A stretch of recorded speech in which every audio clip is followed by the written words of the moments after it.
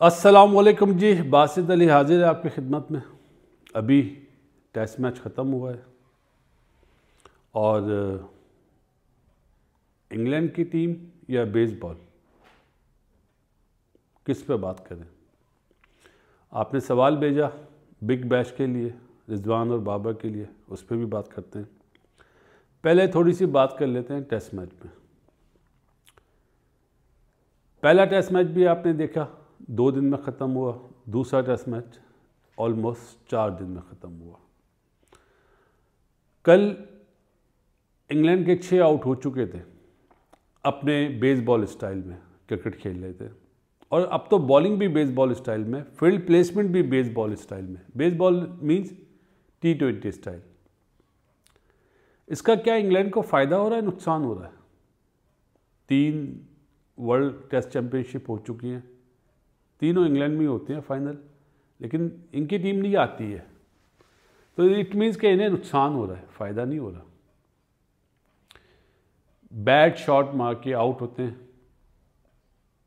अपने मतलब की पिचेस बनाते हैं इंग्लैंड में, मतलब पाठा पिचेस बैटिंग के लिए अच्छी, तो इनकी बेसबॉल कामयाब हो जाती है।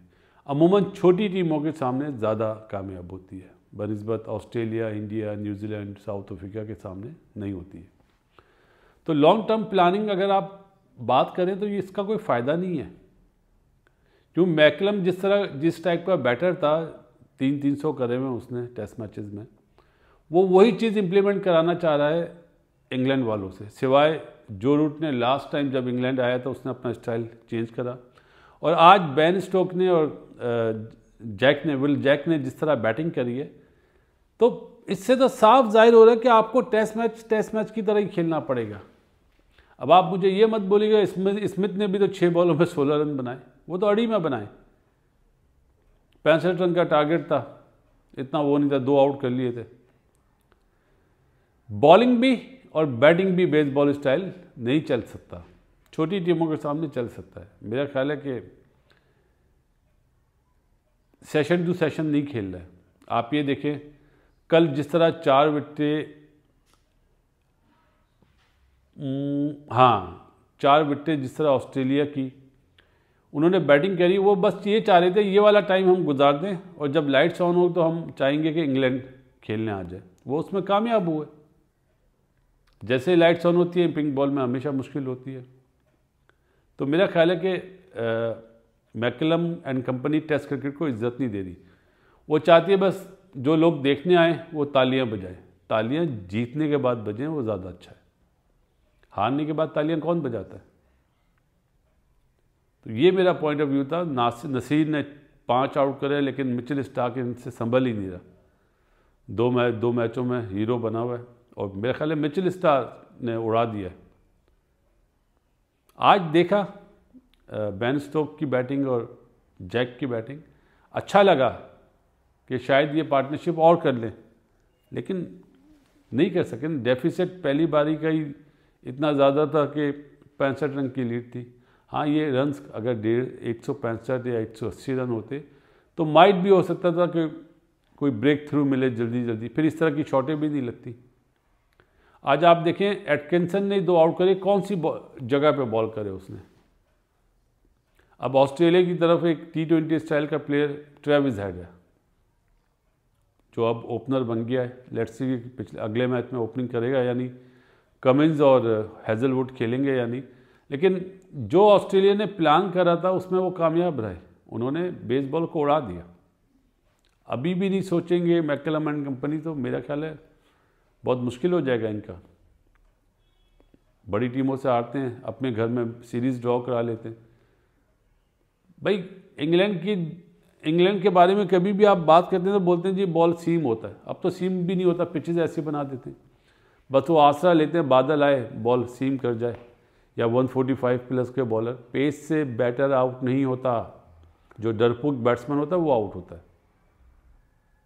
स्विंग जो होती है, सीम जो होती है, वो डेंजरस होती है टेस्ट मैचेस में। चले आ जाते हैं आपके सवाल पे जी।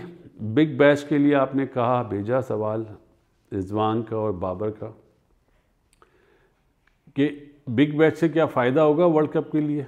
देखिए, दोनों डिफरेंट चीज़ें हैं।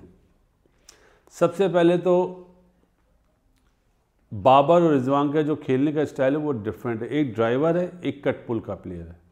कट पुल वाला प्लेयर ऑस्ट्रेलिया या साउथ अफ्रीका में चलता है क्योंकि बाउंसी ट्रैक्स होते हैं ना, लेकिन कितनी जल्दी वो एडजस्ट करता है ये सबसे बड़ी बात होती है। और सबसे बड़ी बात, जो ड्राइव करता है ना, ड्राइवर जो होता है, उनका बैट का जो वज़न होता है वो निचले हिस्से में होता है इधर, और ऑस्ट्रेलिया में चाहिए होता है आपको इस तरह के बैट, ये इस तरह के, इस तरह नहीं, इस तरह के बैट चाहिए होते हैं जिनका बीच में वज़न हो। तो सबसे पहले तो इन दोनों को अपने बैट बनवाने पड़ेंगे बिग बैश के लिए, क्योंकि वहाँ पे कट पुल बॉल थोड़ा ऊंचा आता है, बैटिंग पिच पे भी बॉल थोड़ा ऊंचा आता है। तो पहली चीज़ तो ये करनी पड़ेगी, और मेरा ख्याल है पहली दफ़ा थोड़ी जा रहे हैं, बहुत दफ़ा जा चुके हैं ऑस्ट्रेलिया। वहाँ पे बॉलर्स का राज होता है, किस तरह खेलेंगे, क्या चेंज होगा, क्या वहाँ के जो मैनेजमेंट वाले हैं वो किस तरह का इन किससे काम लेंगे, क्या इन्हें गोल्स देंगे, ये देखना पड़ेगा। अगर बाबर ऑस्ट्रेलिया में रन्स करता है या रिजवान ऑस्ट्रेलिया में रन्स करता है तो ये मत समझे कि उन्हें श्रीलंका में भी फ़ायदा होगा, नहीं, दोनों डिफरेंट कंडीशंस हैं। वहाँ पेसर का काम है, बड़े ग्राउंड्स होते हैं, और श्रीलंका में स्पिन ट्रैक होता है, इम्प्रोवाइजेशन का काम होता है, पहले सेट होना पड़ता है। वहाँ तो आपको पता ही ना, पॉजिटिव क्रिकेट खेलनी पड़ती है। बाबर किस तरह ढालेगा अपने आप को, ये सबसे बड़ा इंपॉर्टेंट है, क्योंकि अभी रिजवान का नाम नहीं चल रहा है T20 के वर्ल्ड कप के लिए, लेकिन हवाएं तो चेंज होती है ना। किस तरह की परफॉर्मेंस बाबर करता है, कितने रन्स करता है, उसका कॉन्फिडेंस लेवल कितना बढ़ता है, ये मेन चीज़ होगी बाबर के लिए।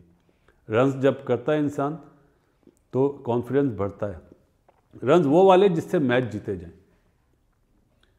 बड़े अच्छे 40 रन करके स्टार्ट अच्छा दे बाबर 1-2 मैचों में, तो फिर कॉन्फिडेंस बिल्कुल ही डिफरेंट हो जाएगा।